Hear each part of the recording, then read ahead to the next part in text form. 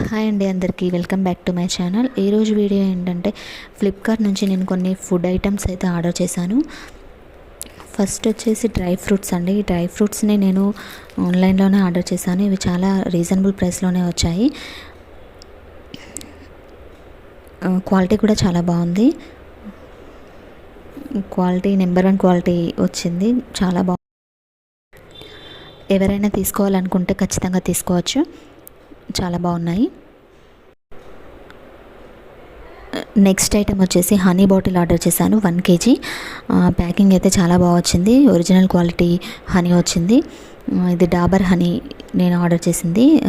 నాకు రూపీస్ 350 అట్లా పడింది.